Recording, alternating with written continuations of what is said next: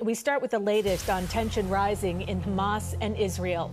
Labor strikes continue in Israel to pressure the government to secure the return of hostages in Gaza. Today, President Biden and Vice President Harris are meeting with the hostage negotiating team in the Situation Room. The meeting comes after 6 hostages were found murdered by Hamas over the weekend. We have team coverage. Alice Gaynor is in the newsroom with the protests happening in Israel. But first, Lisa Rozner is in Union Square where people are marching for Gaza. Lisa? Cindy, the group Within Our Lifetime has organized this rally that is being held right here in Union Square. They say this is part of a national movement. Within Our Lifetime posted on X, this Labor Day action is to raise awareness about what they call workplace discrimination in the tech and healthcare industries against employees vocal about their support for Palestinian people. In a flyer, it called on attendees to cover their face to avoid NYPD surveillance and is asking attendees to put phones in airplane mode to circumvent location tracking. It's going on too long, and that's what brought me to fight for the Palestinians. I mean, I cannot be there with them, but I can help them from here. This comes one day after hundreds gathered in Columbus Circle to remember the 6 hostages killed in captivity this weekend. I spoke with the cousin of 40-year-old Carmel Gott, whose funeral is happening today in Israel. Just brutally murdered them. They were all still tied.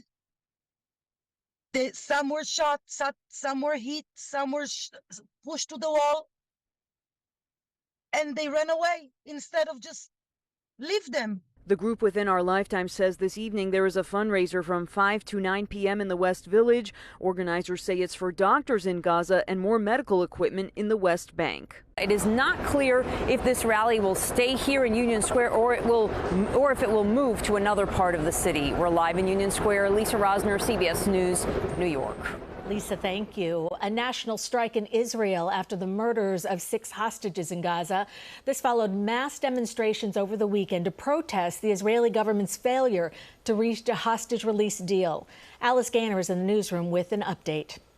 Cindy, the strike was called by the country's largest labor union to push the government to secure a hostage and ceasefire deal. Some flights at Israel's main international airport were delayed. Some banks, large malls, and other offices joined the strike, but no major disruptions were reported.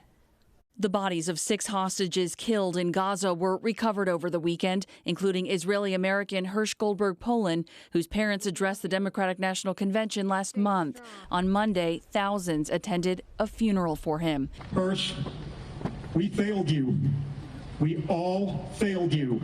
His mother spoke wearing a sticker with the number 332, representing the number of days he had been held. Amidst the inexplicable agony, terror, anguish, desperation, and fear, we became absolutely certain that you were coming home to us alive. But it was not to be.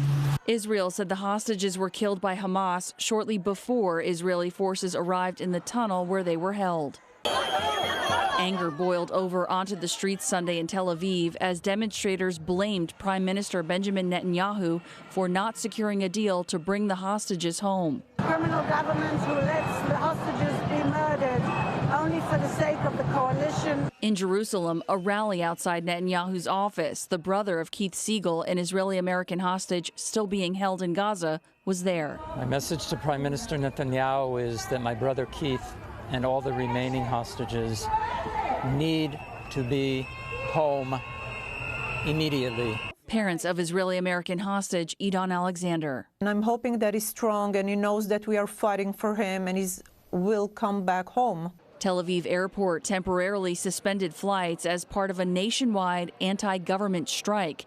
Netanyahu blames Hamas, saying whoever murders hostages does not want a deal. President Biden was asked about Netanyahu. Do you think he's doing enough? No. And President Biden also said he's very close to presenting a final hostage deal to both sides this week. About 250 hostages were taken on October 7th. More than 100 were freed in November in an exchange. The war has displaced most of Gaza's 2.3 million people. There are also new fears of a polio outbreak there. In the newsroom, Alice Gaynor, CBS News, New York. Alice, thank you. And stay with CBS News New York for the very latest developments in the rising tensions in the Israel-Hamas war. To look at previous stories we've done leading up to today, go to our website at cbsnewyork.com. NYC.com.